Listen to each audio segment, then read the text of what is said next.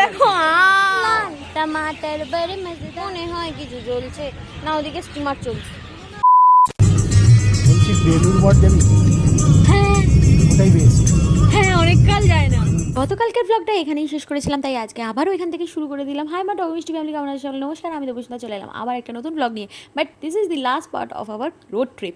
আর আমাদের বার্তালাপ শুনে বুঝেই গেছো যে আমাদের গন্তব্য এখন কোন দিকে। তাই র্যাম্বো সার্কাসের অ্যাড দেখতে দেখতে হাইওয়ে ছেড়ে ঢুকে পড়লাম শহরের কোলাহলের মধ্যে। এবার গাড়িটা পার্ক করে গন্তব্যের দিকে এগোনোর পালা। ওয়েল, আমাদের জার্নি এখনও কিন্তু শেষ হয়নি। বিকেল হয়েছে ঠিকই, কিন্তু এখনও অবধি আমাদের বাড়ি ফেরার সময় হয়নি। তো আমরা কোথায় এসেছি সেটাই দেখাবো এবার, চলো। আমরা এসে গেছি আমাদের গন্তব্যস্থানে, এবং এসেই প্রথমেই যেটা আমাদের এখানে পা রাখতে না রাখতেই ফিল হচ্ছে সেটা হচ্ছে এক রাস শান্তি, কারণ জায়গাটা এতটাই শান্ত। আর প্রথমেই যেটা দেখলাম সেটা হচ্ছে রামকৃষ্ণ মিশন বিদ্যা মন্দির স্কুল, যেটা সেইটা দেখতে দেখতেই ঢুকে এলাম ভেতর দিকে প্রেমিসেসের মধ্যে। যেই জায়গাটা কিন্তু একটা অপূর্ব সুন্দর লাগছে, মানে আমি এতক্ষণ ধরে সারা দিন ধরে ঘুরছি, এখানে এসে লিটারালি ফিল করছি একটা পিস, সব রকম টায়ার্ডনেস চলে যাচ্ছে।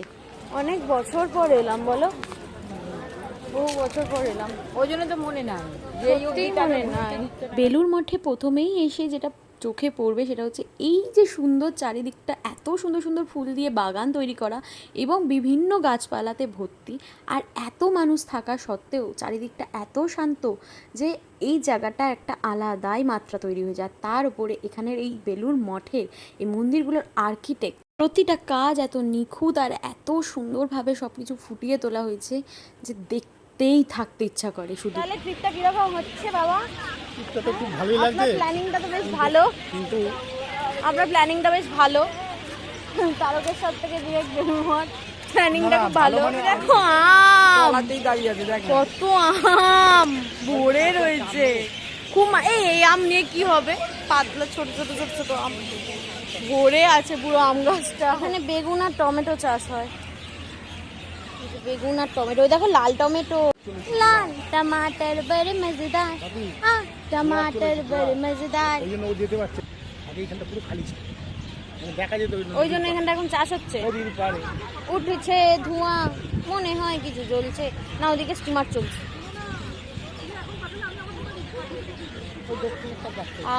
কি ভালো হাওয়া দিচ্ছে।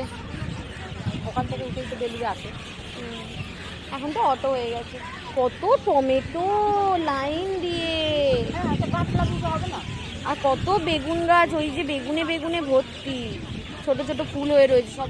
1897 সালে শুরুর দিকে এই বেলুড় মঠটি প্রতিষ্ঠিত হয় স্বামী বিবেকানন্দ দ্বারা। সে শিকাগো থেকে যখন তার শিষ্যদের ছোট্ট একটি দল নিয়ে ফিরে এসে গোটা দেশ জুড়ে ঘুরে বেরিয়ে ঠিক করে দুটি স্থাপত্য তৈরি করবেন তিনি। একটি আছে উত্তরাখণ্ডে, আরেকটি আমাদের এই হুগলি নদীর তীরে বেলুড় এলাকায় বেলুড় মঠ। এই স্থাপত্যটি তৈরি করার আসল উদ্দেশ্যটাই ছিল সর্বধর্ম যেন এই জায়গায় এসে তার শান্তি খুঁজে পায়। আর দেখো সত্যিই তাই, জায়গাটাতে আসলে একটা অদ্ভুত শান্তি পাওয়া যায়। শোনো, জানি না তোমরা শুনতে পাচ্ছ কিনা, চারিদিকে পুরো পাখির আওয়াজ, মানে ডাক, মানে এই গাছগুলো হচ্ছে বেসিক্যালি পাখিদের আস্তানা, মানে this is perfect home for the birds. মানে বলে না, নেচার শান্ত জায়গাতেই ভালো লাগে, ওই পাখিটা কি না এই সব জায়গাতেই এই জন্য থাকে। আগে তো এখানে হনুমানও প্রচুর থাকতো, বাট এখন হয়তো কমে গেছে, আজকে তো দেখতে পেলাম না। শুনতে পাচ্ছ? আমরা এসেছি আজকে একটা উইকডেজে, তারপরেও কত লোক এসেছে দেখেছো। তবে এই এত ভিড়ের মাঝেও একটা অদ্ভুত শান্তি আছে। কিন্তু এখন তো সন্ধে হয়ে গেছে, তাই গার্ডেন এরিয়াটা খালি করার প্রক্রিয়া চলছে। তবে এখনও কিন্তু বেলুড় মঠ 8:30 অবধি খোলাই আছে। ও টাইমিংটা তোমাদের জন্য স্ক্রিনে দিয়ে দিচ্ছি। তোমরা আমার যারা ব্লগ ফলো করো তারা জানো আজকে দিনটা আমার কাছে অনেকটা হেক্টিক ছিল, তাই পুরো বেলুড় মঠটা আজকে আমার কমপ্লিট করা হলো না। তবে নেক্সট যেদিন আসবো অবশ্যই তোমাদের সাথে শেয়ার করবো। এখন ধরে ঘুরে আমার মা রিয়েলি টায়ার্ড, আমার বাবা এখনো টায়ার্ড হয়নি, মানে হয়েছে দেখাচ্ছে না, জাস্ট সি দেম। দুজনকে একসাথে কত কিউট লাগে না? সত্যি এবার টায়ার্ড লাগছে, সেই সকাল থেকে বেরিয়েছি। এখন বাজে, আমরা বেরিয়েছি কটায়, 9:15, এখন বাজে 6:12, মানে 6:15। আপনার সারাদিনের ট্রিপ কিরম লাগলো? পুরো লেদু হয়ে গেছে মুখটা, দেখো আর ভালো লাগছে না, এত ঘুরে ফেলেছে আর ভালো লাগছে না। আর কি, গাড়িতে উঠে গেছি, এবার সত্যি সত্যিই বাড়িই ফেরার পালা। না, আর কোথাও যাওয়ার নেই। তবে সারা দিনটা আজকে বেশ ভালো কাটলো।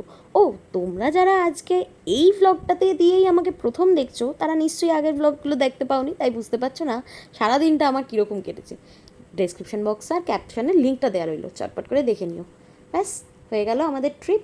হাওড়া ব্রিজ, শিয়ালদা, একদম গোটা কলকাতা জুড়ে ঘুরতে ঘুরতেই ঢুকে পড়লাম আমাদের বাড়ির সামনে। আমার গল্পটি ফুরলো, নোটে গাছটি মুড়লো। চলো আজকে তাহলে আমার ব্লগটা এখানেই এন্ড করি। তোমরা খুব ভালো করে জানো তোমাদের কী করতে হবে। হ্যাঁ, কমেন্ট করে জানাও কীরকম লাগলো আজকের আমার এই হ্যাপাজেট ট্যুরের ব্লগ। অ্যান্ড অবশ্যই তারকেশ্বরের ব্লগটা দেখে নিয়েছে আশা করি, দেখোনি? তাহলে ঝটপট করে দেখে নাও। অ্যান্ড কোথায় থেকে পাবে? আমার চ্যানেলে চলে যাও, আর নয়তো ডেসক্রিপশন বক্স আর ক্যাপশনে দেওয়া রয়েছে, চটপট চলে যাও সেখান থেকে তারকেশ্বরের ব্লগটা দেখে নাও। আশা করি তোমাদের ভালো লাগবে। আর ভালো লাগে কী করতে হবে জানোই।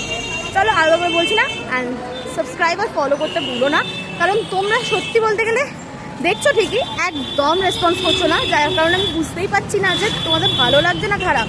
তো চলো দেখা হবে অন্য ব্লগে অন্য কোনো দিন। ততক্ষণ stay tune, stay happy, and subscribe now and click the bell icon to stay tuned.